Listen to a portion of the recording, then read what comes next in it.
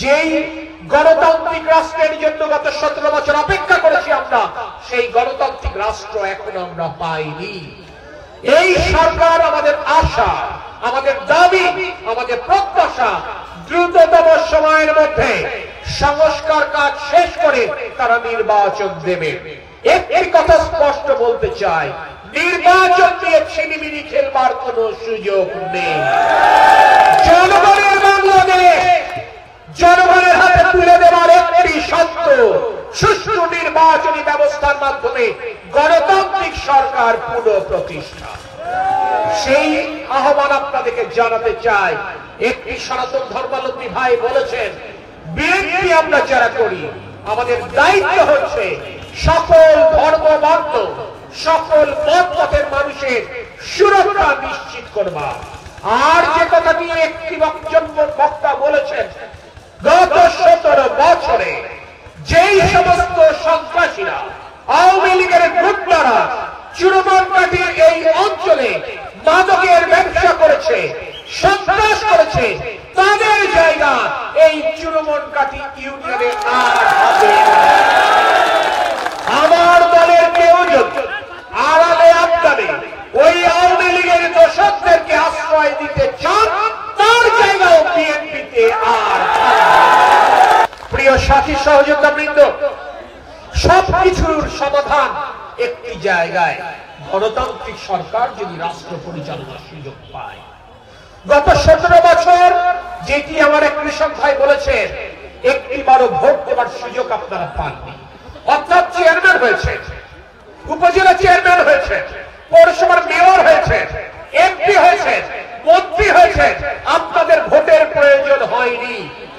যেই চেয়ারম্যানের আপনাদের ভোট লাগে না, সেই চেয়ারম্যান কি আপনাদের সুখে দুঃখে থাকবে?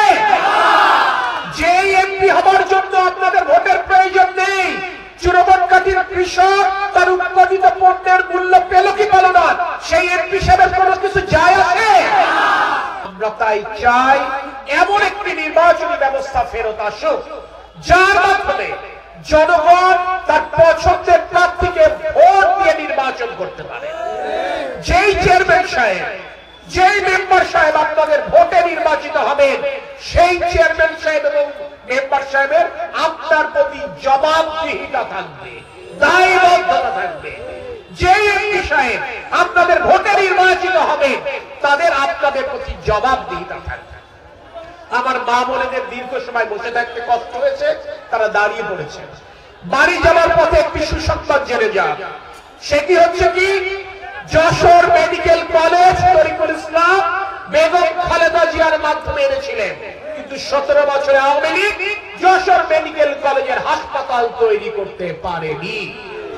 যদি চুরুমনকাঠির বাসী ভোটে তারেক রহমান রাষ্ট্র পরিচালনার সুযোগ পান, ইনশাআল্লাহ আমরা যশোরে মেডিকেল কলেজ হাসপাতাল তৈরি করব।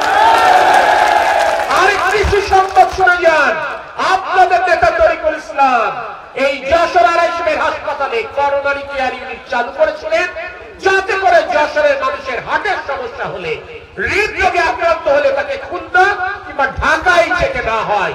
দুর্ভাগ্য আমাদের, আপনাদের ভোটে যারা নির্বাচিত হননি, আপনাদের ভোটের যাদের প্রয়োজন পড়েনি, তারা গত 17 বছরে এই করোনারি কেয়ারকে পূর্ণাঙ্গ রূপ দান করেননি।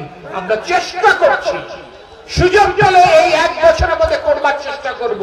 না হলেও যদি আপনাদের ভোটে বিএনপি রাষ্ট্র পরিচালনার সুযোগ পান, আমরা পূর্ণাঙ্গ করোনারি কেয়ার ইউনিট প্রতিষ্ঠা করব, যাতে করে হৃদরোগের চিকিৎসা যশোরেই হয়। আপনাদের নিশ্চয়ই খেয়াল আছে, বেগম খালেদা জিয়া মেয়েদের পড়ালেখা ইন্টারমিডিয়েট কলেজ পর্যন্ত বিনা বেতনে চালু করেছিলেন। আপনাদের নিশ্চয় স্মরণে আছে, প্রাথমিক মাধ্যমিক বিদ্যালয়ে আপনারা যখন পাঠ্যপুস্তক পান বিনা পয়সায়, সেটিও বেগম খালেদা জিয়া চালু করেছিলেন। তারেক রহমান কথা দিয়েছেন, আগামীতে যদি রাষ্ট্র পরিচালনার সুযোগ পান, তাহলে আমাদের বাচ্চারাদের যারা কন্যা সন্তান, তাদেরকে বিনা বেতনে মাস্টার্স পর্যন্ত পড়বার সুযোগ করে দেবেন। যুবক ভাইদের উদ্দেশ্যে বলছি, আপনাদের কর্মসংস্থানের জন্য তারেক রহমান প্রশিক্ষণের ব্যবস্থা করবেন, যাতে করে চাকরি দিতে পারেন।